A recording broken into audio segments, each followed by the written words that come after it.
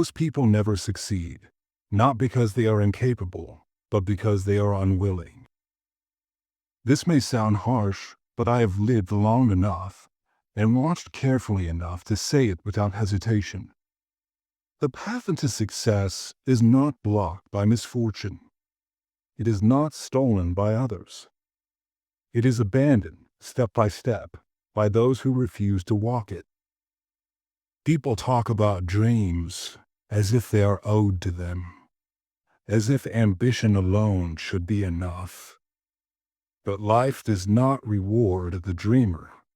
It rewards the disciplined, the resolute, the consistent. Why do most people fail? Because they wait for inspiration.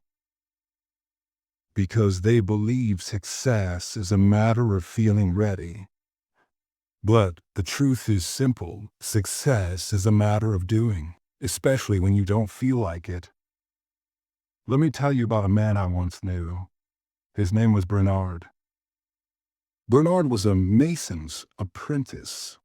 He lived in a damp room above a tavern and worked long hours mixing mortar, hauling bricks, and repairing chimneys. His hands were always cracked and raw. But his mind was sharp, eager. Every night after work, while others sought escape in drink or sleep, Bernard read by candlelight. He borrowed books from a nearby church and copied passages into a small leather journal.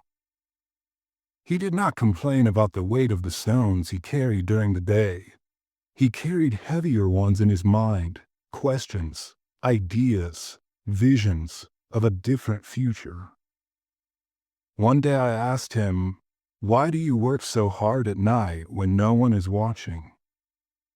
He said, "Because if I don't, I'll remain exactly where I am." That simple answer held more power than most speeches. Bernard understood something that eludes many. Where you are today is not your prison. It is your test, and no one will pass it for you. He did not wait for a better job. He did not wait for more money. He used what he had. He taught himself geometry from an old textbook, practiced drawing with charcoal on scraps of wood, and studied architectural design with the intensity of a man starving for change. While others joked about dreams they'd someday pursue, Bernard worked in silence. Years later, he was no longer hauling bricks. He was designing homes. Simple ones, yes, but dignified, cleaned, and well-built. He became a respected architect in a nearby town. Not by luck, not by chance, but by labor. I tell you this story not to romanticize hard work, but to remind you that no one is coming to do it for you. Bernard had every reason to complain. He had no privilege, no mentor, no safety net. But he had will, and that was enough. Most people never succeed because they never take full ownership of their lives. They think their circumstances are permanent.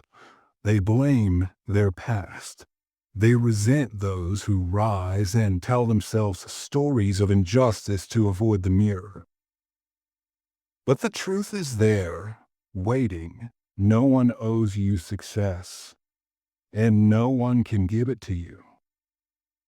The man or woman who succeeds is not the one with the easiest path.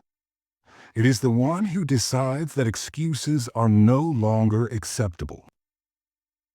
Success requires facing that truth, and most people, quite frankly, would rather stay comfortable in failure than uncomfortable in growth.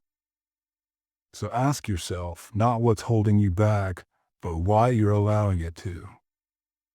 You were not born to repeat regret. You were born to rise. But no one can make that choice but you. The truth is, failure is not mysterious. It is patterned, predictable, and in most cases chosen one small compromise at a time. Success demands effort. It demands structure. But failure? Failure only asks for one thing: neglect. And that is easy to provide. Let me give you another example. Her name was Lydia.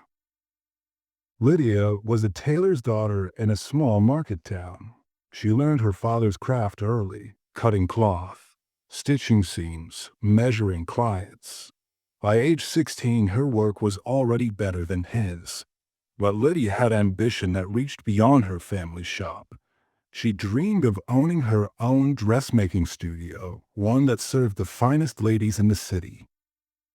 She saved every coin she could. She practiced new styles late at night. She studied design sketches and discarded newspapers. And when she finally moved to the city, she thought her future had arrived. But here's where most people break, and Lydia nearly did. The city did not welcome her. Her skills were overlooked, her accent mocked, her savings quickly drained by rent and rejection. Many in her position would have returned home and justified it with noble reasons. Family needs me, or it wasn't the right time. Lydia didn't.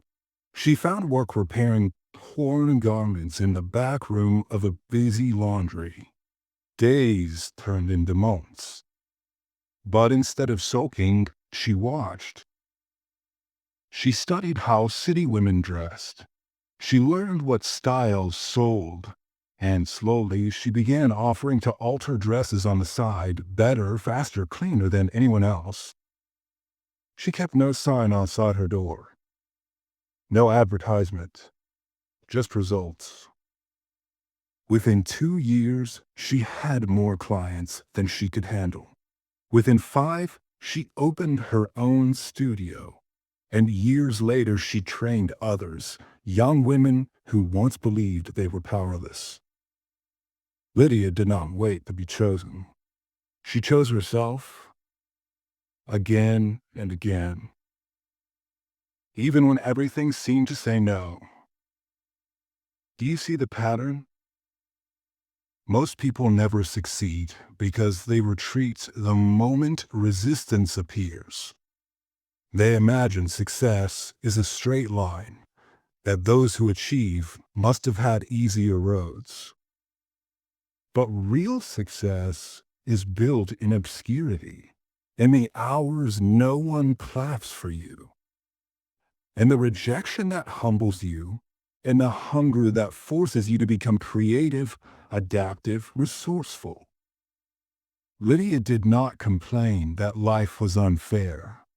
She outworked the unfairness.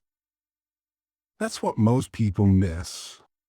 The path is not glamorous. It is grinding. It is slow. It is lonely. But it works if you do. And most will never know this because they choose comfort over commitment, opinion over discipline, and feeling ready over being ready. The moment you accept this, your life changes. But until then, you remain on the side of the many. The ones who almost tried. The ones who almost lived. Let me tell you something that few will dare admit. Success is not given. It is claimed. In claiming it requires that you let go of the illusions that keep you comfortable. The greatest illusion is this, that someone will come and fix your life. That one day, motivation will arrive, circumstances will change, and then you will finally begin. But no one is coming. No spark is guaranteed. There is only you, your habits, your will, and your choices. You must become your own rescue. The man who becomes great is not the one who had the most support. It is the one who moved forward without it. He builds discipline when no one is watching. He pushes through failure when no one is clapping. He wakes up with purpose before the sun and lays down with exhaustion, not regret. He fails, yes, but he does not accept failure as final. That is the difference. Look around you. The world is full of people who almost changed. People who had dreams, but not decisions. Don't be one of them. You don't need more time. You don't need more motivation.